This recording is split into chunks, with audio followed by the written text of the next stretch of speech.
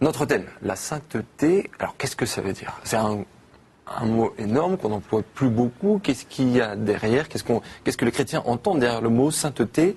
Cécile Loupant, est-ce que pour tout homme, et je dis tout homme, pas tout chrétien, c'est un objectif d'être saint?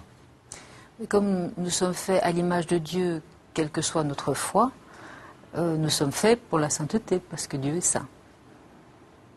Monsieur l'abbé? Oui, c'est ça. Nous sommes faits pour la sainteté, d'accord. Alors maintenant, il faut un mot d'emploi. La sainteté, bon, c'est un substantif. En fait, ce qu'il faut bien comprendre, c'est que est saint Dieu seul. Dieu est 3 fois saint. Lorsque nous prions Dieu, nous prions le saint par excellence.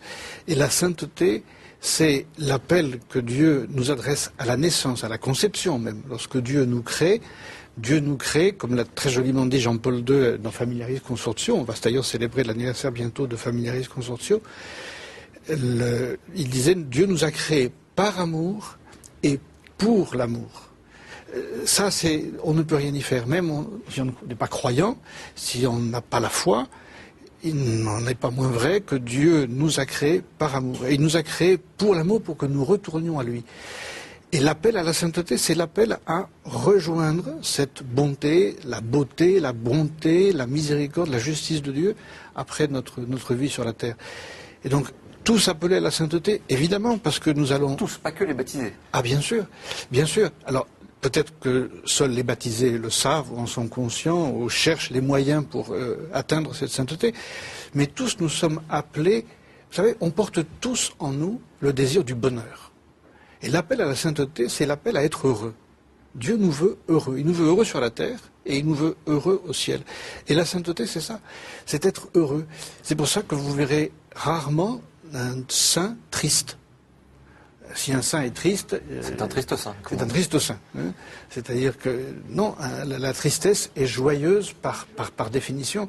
C'est porter en soi ce bonheur que Dieu veut me donner. J'ai compris par où il peut m'arriver, j'ai compris comment aller le chercher, et je vais le chercher. Enfin, j'essaye d'aller le chercher. Bon, est-ce que on a l'impression que la recherche du bonheur, tout le monde veut la chercher, y compris dans toutes les religions, il y a toutes les recettes pour ça. Est-ce que pour les catholiques, il y a un mode d'emploi, il y a des pistes? Qu'est-ce qu'on a en plus? Cécile Loupant vient de le dire. La piste, c'est le Christ. C'est lui qui est venu en s'incarnant, c'est-à-dire en descendant sur terre. Il est venu nous apporter l'amour du Père. Il est venu matérialiser l'amour éternel du Père dans la vie de tous les jours. Et c'est pour ça que la sainteté, rechercher la sainteté, on va en parler, c'est essayer d'incarner l'amour du Christ dans ma vie. Essayer de suivre le Christ. Il y a beaucoup d'auteurs spirituels qui disent que être saint, c'est chercher à être un autre Christ, et même le Christ lui-même. Chrétien, ça veut dire quoi? Ça veut dire disciple du Christ. Faire entrer en moi les sentiments de Jésus-Christ et essayer de les répandre autour de moi. Être saint, c'est plus rechercher le bonheur, comme dit l'abbé Gérard Thieu, plutôt que rechercher la perfection. On a l'impression que quand on parle des saints, sont des parfaits. Oh, oui, on a cette impression-là parce que le recul nous fait oublier leur quotidien, mais ils ont eu un quotidien comme le nôtre. Donc, et puis les saints, ils ne sont pas arrêtés il y a quelques dizaines d'années ou siècles, peu importe, ils sont là tous les jours, il y en a tous les jours. Et je dirais ce n'est pas la recherche du bonheur, et en même temps ça l'est. C'est la recherche du bonheur parce que notre bonheur est d'être avec notre Créateur, parce que là nous sommes en parfaite adéquation avec ce pourquoi nous sommes faits. C'est ça aussi. En fait, c'est la recherche du bonheur avec Dieu. Avec Dieu, non, mais parce que lui sait pourquoi il nous a créés. C'est ça la question. Si on veut être le créateur de sa propre vie, on est tout le temps malheureux. Et notre recherche du bonheur est tout à fait biaisée. Et d'ailleurs, on est dans une société qui recherche le bonheur sans Dieu, et elle est très malheureuse. C'est pas le vrai bonheur. Parce que le bonheur, c'est d'être ce pourquoi on est fait. Là, une des clés pour comprendre, c'est le lien avec Dieu. Pour cette recherche de sainteté. La sainteté, de toute façon, est un mot qui appartient au patrimoine chrétien. Je ne sais pas si d'ailleurs il faudrait... Si, il y a des saints chez les orthodoxes, bien sûr. Il y a la sainteté, en tout cas le modèle de vie existe chez tout le monde. Et je vous prends, voilà, un témoignage saisissant. Cécile Loupont, on voit que le parcours de la bienheureuse Chiara Luce n'est pas lié à un destin extraordinaire. On voit que c'est très ordinaire. Une jeune fille de 18 ans qui a vécu comme nous tous, qui a une maladie grave, et en soi, c'est tout. Comment déceler la sainteté alors? Elle l'a dit, on suit Dieu et tout est fait. Alors ça a l'air, justement, après les actualités qu'on a vues, on dit qu'est-ce que ça veut dire suivre Dieu, et on revient à toujours ça. Ouais. Le Christ a une vie très... finalement, on peut dire aussi qu'il a eu une vie, c'est ce qu'on a dit à l'époque, il a eu une vie très banale, in fine. Et c'est trop... Oui, il a rassemblé quelques foules, on peut dire d'autres, nous qui avons tant de foules rassemblées, c'est pas grand-chose. On peut tout minimiser. Quand on minimise la vie, on n'arrête pas.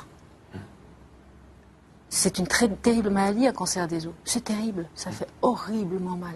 C'est une des plus douloureuses qui soit. Et comme disaient les parents, c'est merveilleux cette image d'être dans le ciel, mais on voit la terre. Ce n'est pas qu'on se détache vraiment de la terre, elle est toujours là, elle nous attire. Mais on peut au contraire la voir encore en un horizon plus large. La sainteté, ça élargit l'horizon, dans l'horizon du cœur et l'horizon de la compréhension du monde. C'est quelque chose qui est compréhensible, à votre avis, ça pour nous tous, pour des jeunes de 18 ans qui nous regardent, pour des jeunes qui peuvent être malades?